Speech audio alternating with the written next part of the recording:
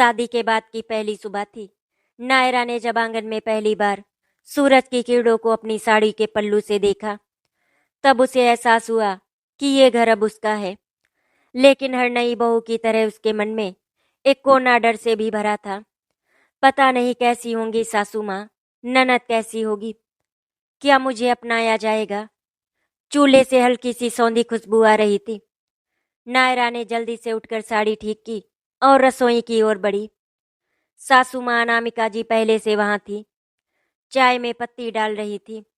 अब आ गई हो तो समय पर उठना सीख लो, हमारे घर में बहुएं देर तक नहीं सोती, सासू माँ ने बिना देखे कहा। नायरा ने मुस्कुराते हुए कहा, जी माँ जी, आगे से ध्यान रखूंगी। उसी समय एक लड़की दौड़ती हुई आई।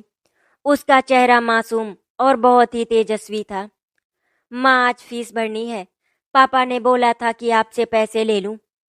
सासू माँ ने तपाक से जवाब दिया, मनीषा, कोई जरूरत नहीं कॉलेज वॉलेज की, अब बस घर का काम सीख। बहुत पढ़ाई कर ली तूने। लेकिन माँ, बहस मत कर और जा भाभी के साथ जाकर बर्तन मांज। नायरा वहीं स्तब्ध खड़ी थी। सास के शब्दों ने जैसे हवा को थाम लिया हो। रात में जब सब सो चुके थे, नायरा ने धीरे से मनीषा का दरवाजा खटखटाया। सुनो, मुझे तुमसे बात करनी है। मनीषा ने आंखें पोंछते हुए कहा, भाभी, कोई फायदा नहीं, माँ मुझे कभी पढ़ने नहीं देंगी। लेकिन मैं तुम्हारी भाभी हूँ और भाभी भी माँ होती है, और ये माँ तुम्हें पढ़ाएगी। शाम का समय था। पूरे घर में एक विशेष अनुशासन पसरा हुआ था। अनामिका जी की सख्त नजरें हर कोने में मौजूद थी। किशनलाल जी खामोशी से अपनी चौकी पर बैठे रामचरितमानस पढ़ रहे थे और कार्तिक दफ्तर से अभी तक लौटा नहीं था। नायरा ने किसी तरह से मनीषा की फीस का इंतजाम कर दिया। ये देखकर उसके चेहरे पर एक आत्मीय मुस्कान आ गई। पगफेरे की रस्म के बाद जब नायरा अपनी ससुराल वापस आई, तो उसने अपने बैग से कुछ किताबें निकाल कर देखी और मन में कहा, अब से ये किताबें मेरी नहीं, मेरी ननद की होंगी। रात को जब सब सो गए, नायरा ने धीरे से मनीषा को बुलाया। मनीषा, चलो ऊपर छत पर चलते हैं, तुम्हारे लिए कुछ है मेरे पास। मनीषा कुछ संकोच से उठी। छत पर पहुंची तो देखा वहां एक छोटी चटाई बिछी हुई थी। एक टेबल लैंप जल रहा था और किताबें रखी थी। ये मेरे लिए, हाँ, आज से हम हर रात यहाँ बैठकर पढ़ेंगे। तुम्हें सिर्फ पढ़ाई नहीं, हिम्मत भी सीखनी होगी। लेकिन भाभी, माँ को अगर पता चल गया तो मैं तुम्हारे आगे खड़ी हो जाऊंगी। माँ जी को नहीं बताना अभी, जब तक कुछ परिणाम ना आ जाए। मनीषा की आंखें भीग गईं। आप सच में मेरी माँ जैसी हैं भाभी माँ। वहीं से ये नाम जन्मा, भाभी माँ, जो आगे चलकर उस रिश्ते को परिभाषित करेगा जो नायरा और मनीषा के बीच जन्म लेने वाला था। कुछ दिनों से अनामिका को संदेह होने लगा, ये दोनों रात को देर तक क्या करती हैं। एक दिन उन्होंने छत पर जाकर झांकना चाहा, लेकिन दरवाजा अंदर से बंद था। उन्होंने नीचे लौटते हुए खुद से कहा, अगर मेरी बेटी पढ़ाई के चक्कर में बिगड़ी तो इसकी जिम्मेदार बहू होगी। लेकिन वो ये नहीं जानती थी कि उनकी बेटी पहले से ही बदल रही थी, और वो भी अच्छे के लिए। 15 दिन बाद नायरा ने एक ऑनलाइन फॉर्म भरा, ओपन स्कूल से 12वीं की परीक्षा के लिए। मनीषा को नामांकन मिल गया। अब हम कानूनी रूप से भी पढ़ाई कर रहे हैं, किसी को रोकने का हक नहीं, नायरा ने गर्व से कहा। कार्तिक को भी धीरे धीरे पता चल रहा था, लेकिन उसने कुछ नहीं कहा। उसे अपनी पत्नी पर भरोसा था। रात को एक दिन मनीषा चाय बना रही थी, फिर अनामिका जी को चाय दी। क्या बात है आजकल, तू बड़ी चुप रहती है, अनामिका जी ने पूछा। कुछ नहीं माँ, बस थोड़ा समझदार हो रही हूँ। भाभी के साथ रहने का असर है। हाँ माँ, वो मुझे मेरी माँ जैसी ही लगती हैं। ये सुनकर अनामिका का चेहरा थोड़ा कस गया। शायद पहली बार उसने सोचा, क्या मैं कभी अपनी बेटी के लिए माँ जैसी नहीं रही। रात को जब नायरा और कार्तिक अपने कमरे में थे, नायरा ने चिंता से पूछा, अगर माँ जी को पूरी सच्चाई पता चल गई तो? कार्तिक ने कहा, अगर वो नाराज भी होंगी तो कोई बात नहीं, क्योंकि तुम जो कर रही हो वो भी तो सही है। नायरा को पहली बार अपने पति की नजरों में सम्मान दिखाई दिया। एक बीज अंकुरित हो चुका था। नायरा अब सिर्फ एक बहू नहीं रही, वो मनीषा की भाभी माँ बन चुकी थी। एक ऐसा रिश्ता जिसमें स्नेह, शिक्षा और सहारा तीनों समाये हुए थे। गर्मी के दिन थे, दोपहर का समय, और पूरे घर में सन्नाटा पसरा हुआ था। किशनलाल जी अपने कमरे में लेटे हुए रामायण पढ़ रहे थे। कार्तिक ऑफिस में था और मनीषा ऊपर के कमरे में पढ़ाई कर रही थी। नायरा रसोई में चुपचाप चाय बना रही थी। तभी अनामिका जी पीछे से आई। बहू बड़ी खामोश हो इन दिनों, ना ननद से बात ना हंसी मजाक। सब ठीक तो है? नायरा ने मुस्कुरा कर कहा। हाँ माँ जी, सब ठीक है, बस गर्मी में थोड़ी थकान रहती है। लेकिन अनामिका जी के भीतर कुछ और ही चल रहा था। उनकी आंखें लगातार नायरा के हाव भाव पर जमी हुई थी। सच सच बता, मेरी बेटी क्या कर रही है इन दिनों? किसी से चिट्ठी पत्री तो नहीं चल रही? सवाल तीखा था। नायरा कुछ कहती उससे पहले ही वे बोल पड़ी। मेरी बेटी पहले घर के कामों में लगी रहती थी, लेकिन अब वो छत पर जा बैठती है। आंखों के नीचे काले घेरे आ रहे हैं, और तू कहती है कि सब ठीक है। नायरा ने धीरे से उत्तर दिया। माँ जी, मनीषा अब बड़ी हो रही है, उसे कुछ समय अपने लिए चाहिए। मैं चाहती हूँ कि वो कुछ सीख ले, कुछ पढ़ ले। सास की बहुएं तन गई, पढ़ाई, और वो भी मेरी मर्जी के बिना। ये घर कोई कॉलेज नहीं है बहू, और तुम कोई गुरु नहीं हो। नायरा ने कुछ नहीं कहा, बस चाय का कप उनके हाथ में पकड़ा दिया और वहां से हट गई। रात को छत पर मनीषा किताब पढ़ रही थी, लेकिन नायरा उदास थी। क्या हुआ भाभी माँ, आज आप चुप क्यों हो? आज माँ जी को कुछ कुछ पता चल गया है, वो बहुत नाराज थी। तो क्या अब हम? नहीं, हम नहीं रुकेंगे। शिक्षा की राह में कभी कोई दीवार नहीं बन सकती। जब तक मैं हूं तुम पढ़ोगी। मनीषा की आंखों से आंसू बह निकले। भाभी माँ, आपने मुझे वो प्यार दिया जो कभी माँ से नहीं मिला। आपने मुझे देखा, सुना और समझा भी। नायरा ने उसका माथा चूमा और कहा, कभी खुद को कमजोर मत समझना। अगले दिन सुबह अनामिका जी ने घोषणा कर दी, आज से मनीषा सुबह की रसोई संभालेगी, जरा घर के कामकाज भी सीखे। नायरा समझ गई कि ये फैसला शिक्षा को रोकने के इरादे से लिया गया है। नायरा बोली, माँ जी, अगर आप कहें तो सुबह की रसोई मैं संभाल लूं। मनीषा को दोपहर में बिठा दूंगी। बहू, तू बहुत चालाक हो रही है। मेरी बेटी को अपने रंग में रंगना चाहती है तू। नहीं माँ जी, मैं तो बस उसकी भलाई चाहती हूँ। अनामिका जी ने तिरस्कार से कहा, भलाई का इतना शौक है तो अपनी बेटी को पढ़ा लेना। मेरी बेटी को घर गृहस्थी सिखा। उस रात नायरा और मनीषा ने निर्णय लिया कि अब पढ़ाई सुबह के समय होगी, जब सब अपने अपने काम में व्यस्त हों। नायरा ने रसोई जल्दी समेटनी शुरू की और मनीषा को एक कोने में बिठाकर पढ़ाना शुरू कर दिया। अब दोनों के पास सिर्फ दिन के 2 से 3 घंटे थे, लेकिन दोनों को उम्मीद की लौ दिख रही थी। एक शाम कार्तिक ने नायरा से कहा, माँ परेशान क्यों है और तुम ठीक हो? नायरा ने सब कुछ सच्चाई से बता दिया। कार्तिक ने मुस्कुराकर कहा, मैं जानता था तुम कुछ बड़ा कर रही हो। कोई नहीं, मैं तुम्हारे साथ हूँ। नायरा, माँ को भी धीरे धीरे समझाना होगा। नायरा के दिल में राहत की बूंदें बरसने लगी। नायरा अब हर सुबह अपनी ननद को पढ़ा रही थी। हर दिन वो किसी न किसी वजह से सासू माँ की नाराजगी का सामना कर रही थी, लेकिन उसके चेहरे पर आत्मविश्वास था, आंखों में करुणा और मन में एक ही उद्देश्य, इस घर की बेटी को पंख देना है ताकि वो उड़ सके। सुबह की गहमा गहमी चल रही थी। आंगन में पानी डाला जा रहा था। रसोई में चाय की खुशबू और रोटी सेकने की महक फैल रही थी। मनीषा नीचे झाड़ू पोछा कर रही थी और नायरा बर्तन धो रही थी। सभी अपनी अपनी जिम्मेदारियों में लगे थे, मगर एक जगह कुछ छिपा हुआ था। वही किताबें जो छत के कोने में एक पुराने संदूक में रखी हुई थी, ताकि कोई उन्हें देख ना पाए। लेकिन उस दिन किस्मत की चाल कुछ और ही थी। अनामिका जी घर की छत पर कुछ पुराने कपड़े लेने गई थी। अचानक उनकी नजर कोने में रखे संदूक पर गई। इस संदूक में क्या है? ये तो पुराने सामान के लिए रखा था। उन्होंने ढक्कन खोला। अंदर ढेर सारी किताबें, register, pen, notes, open school का एक प्रवेश पत्र। उनका चेहरा सख्त हो गया। तो ये सब चल रहा है मेरे घर में, वो भी मेरी ही छत के नीचे। नीचे आकर उन्होंने वही संदूक आंगन में रखवाया और सबको बुलाया। किशनलाल जी, कार्तिक, नायरा और मनीषा चारों आ गए। देखो जरा बहू के कारनामे।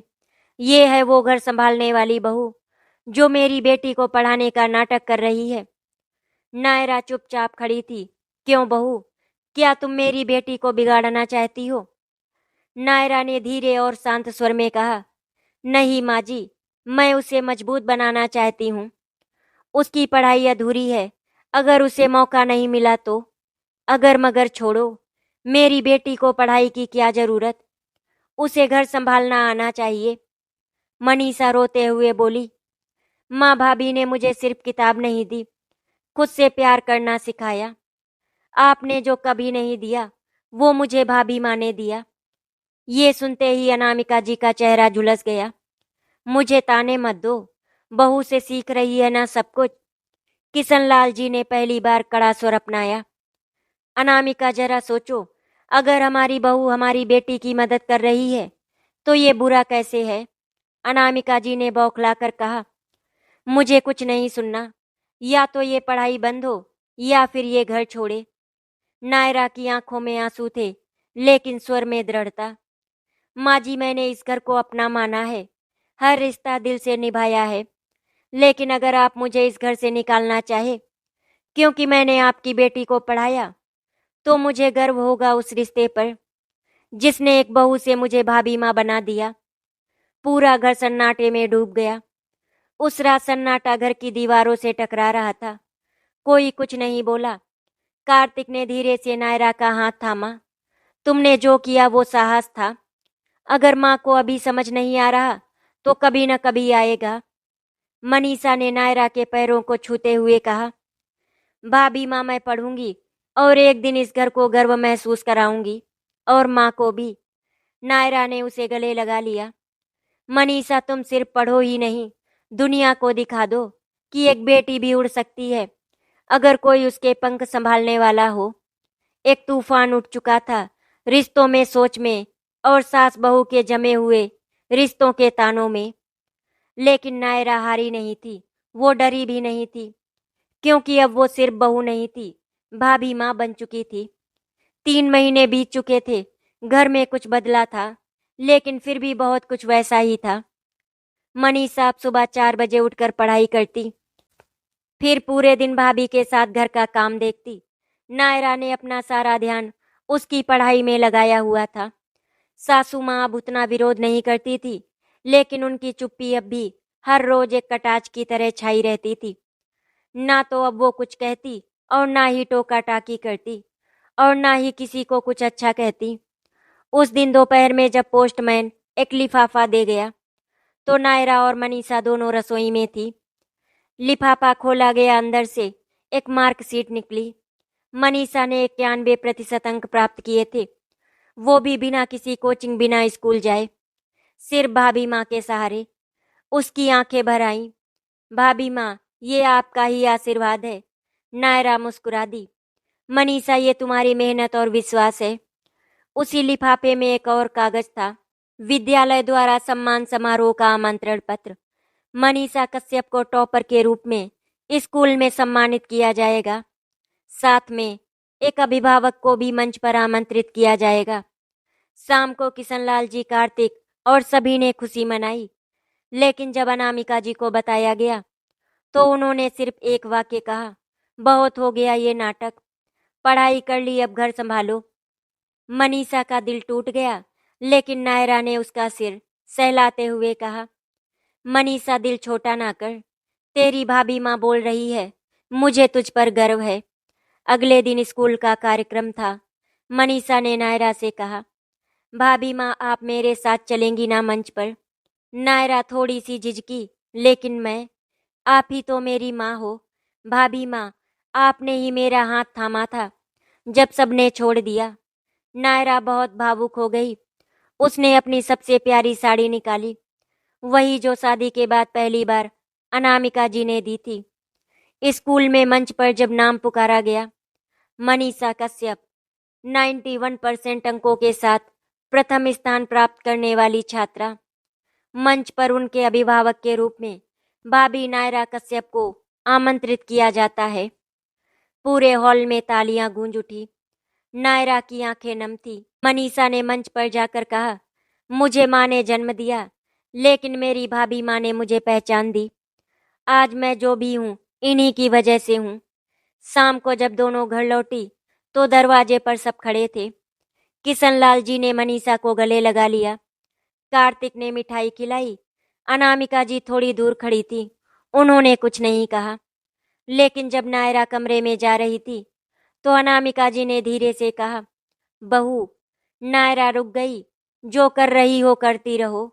शायद मेरी सोच ही छोटी थी, तुम्हारी सोच बहुत बड़ी है।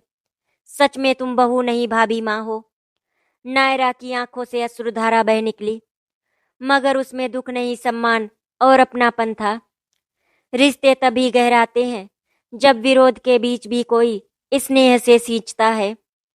नायरा की भाभी माँ बनने की यात्रा अब एक मंजिल पर पहुंची थी, लेकिन ये अंत नहीं था। ये तो अब एक नई शुरुआत थी। मनीषा के स्कूल समारोह के बाद घर का वातावरण जैसे बदल गया था।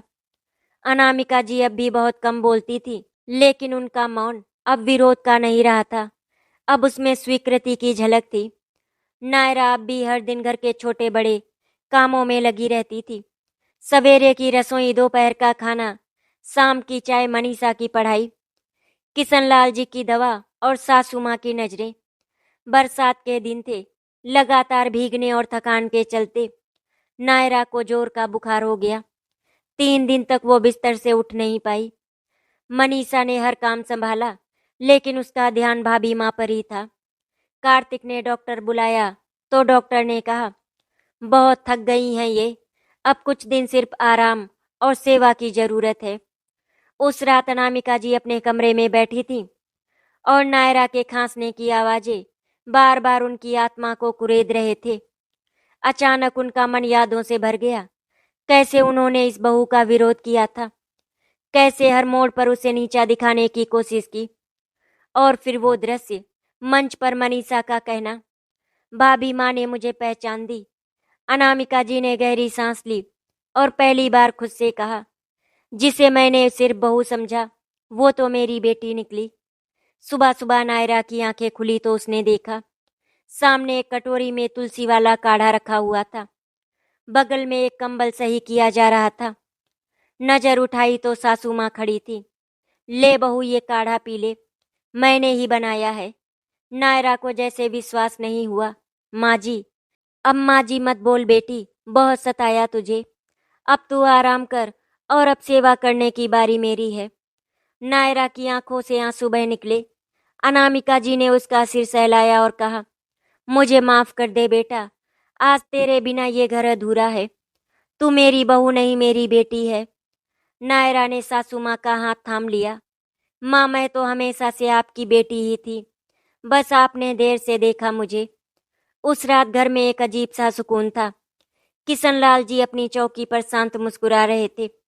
मनीषा अपनी भाभी माँ के पास बैठी उनका माथा दबा रही थी और सासू माँ रसोई में हल्दी वाला दूध बना रही थी। एक रिश्ता जो कभी तकरार में था, अब श्रद्धा में बदल गया था। जब रिश्ते केवल खून से नहीं, भावना से बंधते हैं, तब एक बहू भी बेटी बन सकती है और एक सास भी माँ बन सकती है। भाभी माँ अब सिर्फ एक संबोधन नहीं, एक आत्मा थी।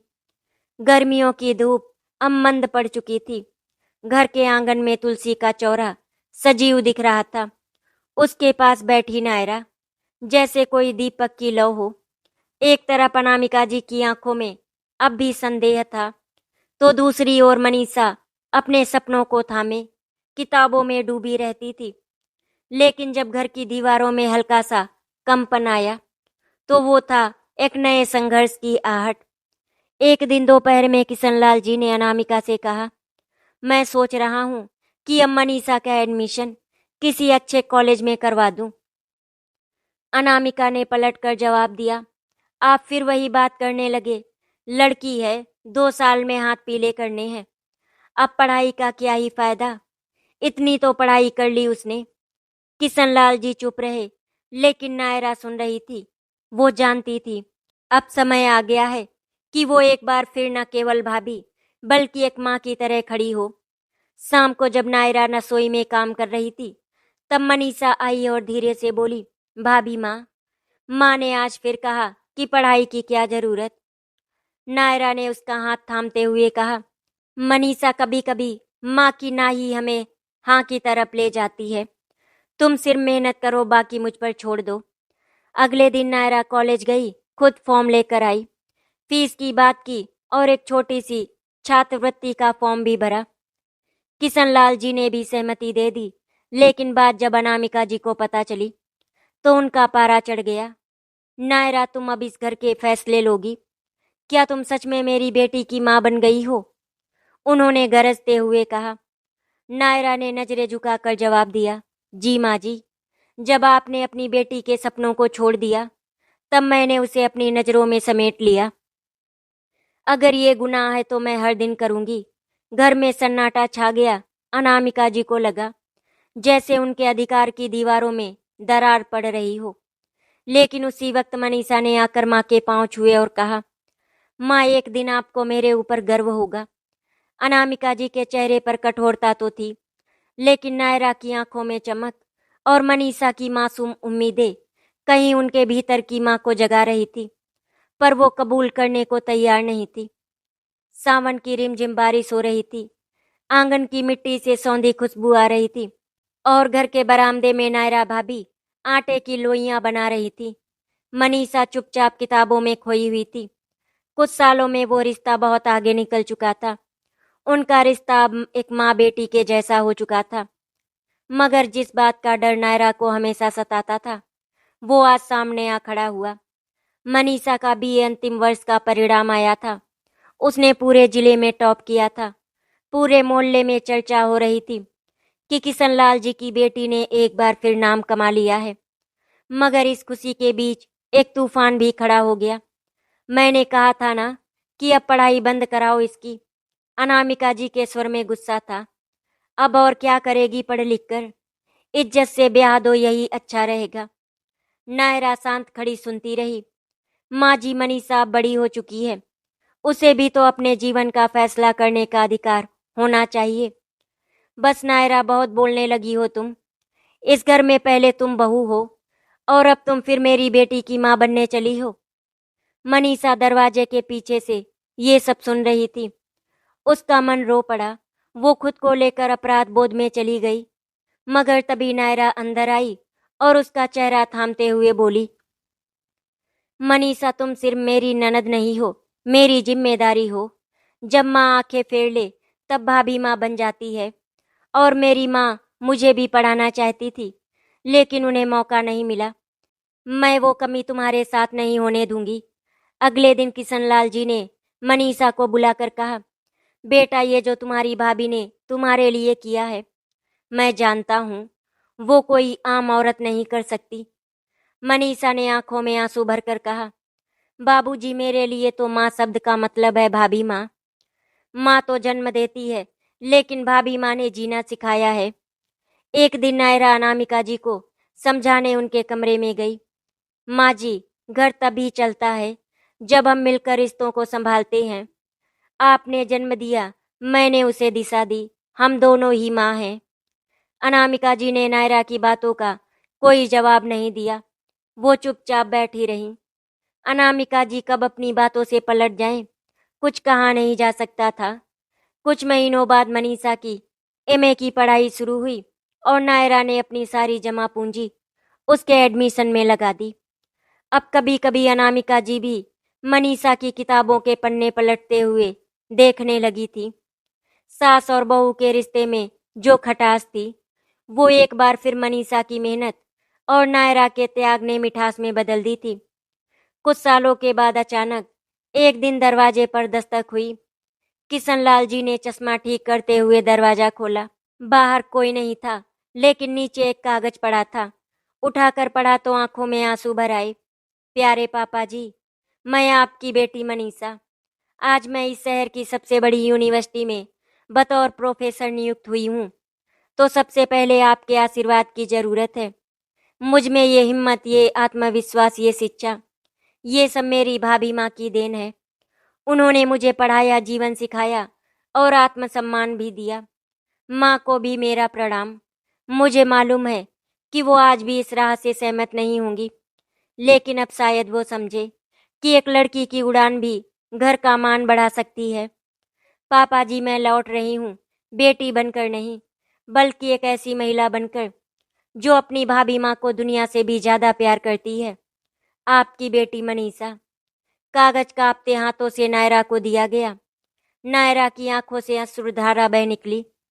उनके पीछे खड़ी अनामिका जी ठहरी हुई थी, चेहरा शांत लेकिन आंखों में पछतावे का सैलाब। उन्होंने नायरा के कंधे पर हाथ रखा। नायरा, तुमने मेरी मनीषा को जो बनाया, उसके लिए शायद मैं जिंदगी भर तुम्हारी कर्जदार रहूंगी। आज अगर कोई मुझसे पूछे कि इस घर की असली माँ कौन है, तो मैं कहूंगी मेरी बहू, मेरी बेटी और मनीषा की भाभी माँ। कुर्सी पर बैठे किशनलाल जी रो रहे थे, लेकिन वो आंसू दुख के नहीं, गर्व के थे। भाभी माँ वो होती है जो माँ से बढ़कर संबल देती है, जिनके आंचल में ममता भी होती है और प्रेरणा भी, जिन्होंने रिश्तों को सिर्फ नाम से नहीं, कर्म और प्रेम से जिया होता है। नायरा अब सिर्फ एक घर की बहू नहीं रही, वो इस घर की आत्मा बन चुकी थी। नायरा ने जब मनीषा की पढ़ाई की जिम्मेदारी उठाई थी, तब किसी को अंदाजा भी नहीं था कि ये रास्ता इतना कठिन होगा। एक तरफ सासू माँ अनामिका का क्रोध और समाज का ताना, वहीं दूसरी ओर मनीषा की मासूम उम्मीदें। नायरा के धैर्य का, मनीषा के साहस का और रिश्तों के विश्वास का। बारिश की हल्की फुहारें पड़ रही थी। दरवाजे पर हल्की सी दस्तक हुई। नायरा रसोई में थी। उसने जल्दी से अपने हाथ पोंछे और दरवाजा खोला। सामने खड़ी थी मनीषा अपने सूटकेस के साथ, आंखों में चमक, चेहरे पर गर्व और थकावट दोनों। भाभी माँ, मनीषा ने कहा और नायरा की बाहों में समा गई। नायरा की आंखों से आंसू बह निकले। तू आ गई मनीषा। किशनलाल जी ने अखबार रख दिया और दौड़ते हुए आए। मेरी बेटी प्रोफेसर बन गई। आज तेरे पापा का सीना गर्व से चौड़ा हो गया है। पर एक कोना था घर का जहां खामोशी थी, अनामिका जी का। रात के खाने के समय मनीषा ने जब सबको बताया कि कॉलेज ने उसे हेड ऑफ डिपार्टमेंट बनाया है, सब तालियां बजा रहे थे सिवाय एक के। अनामिका जी ने बस चुपचाप देखा। रात में जब सब सो गए, उन्होंने धीरे से मनीषा के कमरे का दरवाजा खटखटाया। मनीषा सो गई क्या? नहीं माँ, आइए ना। अनामिका जी कमरे में आई और पहली बार अपनी बेटी के सामने बैठ गई। बिटिया, एक बात कहनी थी। जी माँ, क्या तू मुझे माफ कर पाएगी? मनीषा चौंक गई। क्यों माँ? मैंने तुझे पढ़ने से रोका, तुझे अपने सपनों से दूर करना चाहा, तुझे बस रसोई में देखना चाहा, और फिर तेरी भाभी माँ ने वो सब किया जो एक माँ को करना चाहिए था। मनीषा ने माँ का हाथ पकड़ा। माँ, आप माँ हैं, आपसे कोई नाराज नहीं हो सकता। अनामिका जी की आंखें भर आई। अब मैं चाहती हूँ कि तू इस घर से दुल्हन बनकर विदा हो। एक माँ का सपना है कि उसकी बेटी उसके आंचल से विदा हो। अगले दिन अनामिका जी ने खुद सबके सामने एक रिश्ता रखा। लड़का था डॉक्टर अमन मेहरा, एक पढ़ा लिखा संस्कारी लड़का जो एक यूनिवर्सिटी में प्रोफेसर था। मनीषा से एक बार मुलाकात में ही सब कुछ तय हो गया। शादी की तैयारी चल रही थी, हर ओर रौनक थी, पर नायरा का मन भारी था। एक रात नायरा अपने कमरे में बैठी चुपचाप मनीषा की शादी का लहंगा सिल रही थी।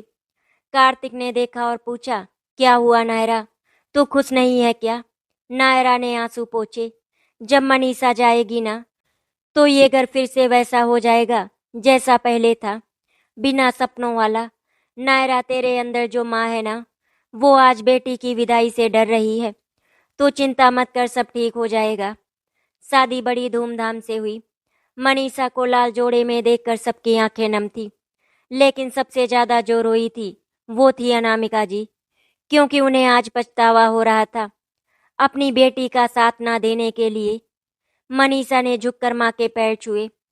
आज मेरी जिंदगी में जो कुछ भी है वो मेरे माँ बाप और मेरी भाभी माँ की वजह से ही है। माँ, मेरे मन में आपके लिए कुछ भी बुरा नहीं है। नायरा पीछे खड़ी सब सुन रही थी, आंखों में आंसू और होठों पर मुस्कान। मनीषा की विदाई हो चुकी थी। उसका कमरा अब खाली था। नायरा चुपचाप वहां गई, उसकी किताबें उठाई, अलमारी बंद की और दीवार पर टंगी मनीषा की हंसती हुई तस्वीर को देखने लगी। बेटी बनकर आई थी, माँ बनकर गई। नायरा ने धीमे से कहा। किशनलाल जी दरवाजे पर खड़े थे।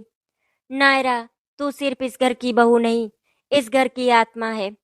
नायरा ने आंखें पोंछी।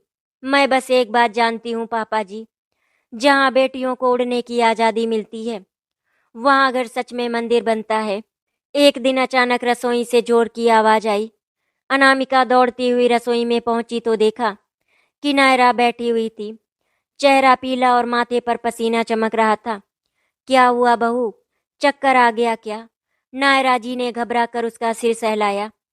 नायरा ने धीमे स्वर में कहा, माँ जी, पता नहीं क्यों आज सुबह से ही बहुत उलझन सी हो रही है, कुछ खाया भी नहीं जा रहा। अनामिका जी ने तुरंत उसे सहारा देकर उसके कमरे में पहुंचाया और गुनगुना पानी ला कर दिया। फिर डॉक्टर को बुलाया गया। जांच के बाद डॉक्टर ने मुस्कुराते हुए खबर दी, बधाई हो, आपकी बहू मां बनने वाली है। तभी अनामिका जी ने कहा, डॉक्टर, ऐसा कैसे हो सकता है? आज से 10 साल पहले आपने ही कहा था कि नायरा कभी मां नहीं बन सकती। अनामिका जी, मुझे खुद यकीन नहीं हो रहा कि ऐसा कैसे हो गया। ये तो ईश्वर का चमत्कार है। पूरा घर इस खबर से गूंज उठा। किशनलाल जी की आंखों में खुशी के आंसू थे। कार्तिक ने जब सुना तो वो दौड़ते हुए घर आया और नायरा के पास बैठते ही उसके माथे को चूम लिया। नायरा, तुमने मुझे आज दुनिया की सबसे बड़ी खुशी दी है, लेकिन सबसे बड़ा बदलाव देखने को मिला अनामिका जी में।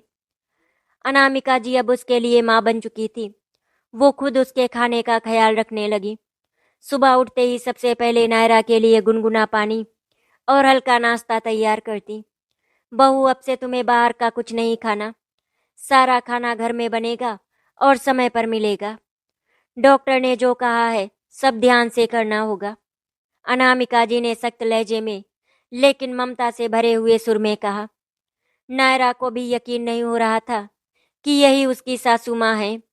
उसने हाथ जोड़कर कहा, माँ जी, आप इतना सब मत कीजिए, मैं खुद कर लूंगी। अनामिका जी ने उसका हाथ थाम लिया। नायरा, अब तो सिर्फ मेरी बहू नहीं रही, बेटी भी है, और तेरे अंदर जो धड़क रहा है वो इस घर का वारिस है। मैं उसकी दादी भी तो हूँ। इस भावुक क्षण में दोनों की आंखों में आंसू बहने लगे। पहली बार नायरा ने सास के सीने से लगकर खुद को बेटी की तरह महसूस किया। अब पूरे घर की रफ्तार नायरा के मुताबिक चलने लगी थी। अनामिका जी उसकी पसंद नापसंद जान गई थी। वो नायरा जो कभी धीरे धीरे घर के कामों में घुल मिल रही थी, अब पूरे घर की धड़कन बन चुकी थी। हर शाम अनामिका जी उसके लिए दूध में बादाम और केसर मिलाकर लाती और उसके पास बैठकर पुराने दिनों की कहानियां सुनाती। जब मैं पहली बार माँ बनी थी ना, तो तेरे ससुर जी हर पल मेरे आसपास रहते थे। वो कहते कहते ठहर जाती और फिर हंस देती। इस बीच मनीषा कुछ दिन के लिए मायके आई। अब वो एक सम्मानित प्रोफेसर बन चुकी थी। उसने जब देखा कि माँ अब नायरा का इतना ख्याल रख रही हैं, तो उसकी आंखों में एक चमक आ गई। माँ, आपने जो मेरे लिए किया वो तो आपका फर्ज था, लेकिन जो आप भाभी के लिए कर रही हैं वो एक माँ की परिभाषा है। मनीषा ने भावुक होकर कहा। अनामिका जी ने नायरा की ओर देखा, फिर मनीषा को गले लगा लिया। माँ बनने का मतलब सिर्फ जन्म देना नहीं होता, ममता बांटना भी होता है। ये मैंने नायरा से ही तो सीखा है। एक रात जब कार्तिक किसी काम से बाहर गया था, नायरा को पेट में हल्का सा दर्द महसूस हुआ और वो सहम गई। माँ जी। अनामिका उसी वक्त दौड़कर उसके पास आई। क्या हुआ बहू, सब ठीक है ना? थोड़ा दर्द हो रहा है। अनामिका ने उसके पैर सहलाए, पानी ला कर दिया और उसके पास बैठी रही। रात के तीसरे पहर जब दर्द कम हो गया तो नायरा की आंखों में आंसू थे। माँ जी, आपने मुझे माँ जैसा प्यार दिया। अनामिका ने नायरा का सिर अपनी गोद में रख लिया और कहा, मैं तो अब सोचती हूँ, अगर तू मेरी बहू नहीं होती तो शायद मेरी बेटी भी अधूरी रह जाती। नायरा की आंखों में हर बार भावुकता की लहर दौड़ जाती। एक रात की बात है, नायरा बिस्तर पर लेटी थी, लेकिन उसे नींद नहीं आ रही थी। पेट में बच्चे की हरकतें अब तेज हो गई थी। तभी अनामिका जी पानी लेकर आईं। नींद नहीं आ रही है क्या बहू? उन्होंने प्यार से पूछा। नहीं मम्मी जी, पेट में अजीब सा लग रहा है। ये तेरे बच्चे की हलचल है बेटा। ये तुझे बता रहा है कि वो आ रहा है और तू उसकी माँ बनेगी, एक प्यारी माँ। नायरा रो पड़ी। मम्मी जी, मैंने कभी सोचा नहीं था कि आप इस तरह मेरा ख्याल रखेंगी। जब मैं इस घर में आई थी तो बहुत डरती थी आपसे। अनामिका जी ने उसका माथा चूमा। मैं भी शायद तुम्हें कभी समझ नहीं पाई। मैंने अपनी बेटी मनीषा को पढ़ाने से रोका, लेकिन तुमने वो कर दिखाया जो मैं नहीं कर सकी। अब मैं नहीं चाहती कि मेरी बहू भी मेरी जैसी सास बने। मैं अब सास नहीं, सिर्फ माँ बनना चाहती हूँ। ये सब सुनकर किशनलाल जी और कार्तिक भी भावुक हो गए। एक दिन किशनलाल जी बोले, अनामिका, तूने बहू को बेटी बना लिया। अब तेरा ये रूप देखकर लगता है कि घर की असली माँ तू ही है। कुछ महीने बाद नायरा ने एक प्यारे से बेटे को जन्म दिया। अस्पताल में जब अनामिका जी ने बच्चे को गोद में लिया तो उनकी आंखों से आंसू बह निकले। उन्होंने बच्चे को चूमा और कहा, मेरी नायरा ने मेरे घर को फिर से जीवन दे दिया। नायरा भी भावुक हो उठी। मम्मी जी, आपने मुझे जो प्यार दिया वो इस दुनिया का सबसे बड़ा तोहफा है। अनामिका जी ने एक बार फिर कहा, बेटा तू मेरी बहू नहीं रही, अब तू मेरी बेटी बन गई है। तभी पीछे से आवाज आई, मेरी प्यारी भाभी माँ। मनीषा हॉस्पिटल में अपनी भाभी और अपने प्यारे भतीजे से मिलने के लिए आ गई थी। अनामिका जी और नायरा मनीषा को देखकर बहुत खुश हो गई थी। 5 दिनों के बाद नायरा हॉस्पिटल से घर आ गई। इसी खुशी में घर में एक पार्टी रखी गई थी। सबने उस पार्टी में बहुत ही एंजॉय किया। कुछ दिन के बाद मनीषा अपनी ससुराल वापस जा रही थी। वो नायरा के गले लगकर बोली, भाभी, आप भाभी माँ तो बहुत अच्छी बनी, अब अच्छी माँ बनने का समय आ गया है। इतना बोलकर मनीषा अपने हस्बैंड के साथ अपनी ससुराल वापस चली गई। आशा करती हूँ आपको हमारी कहानी अच्छी लगी होगी।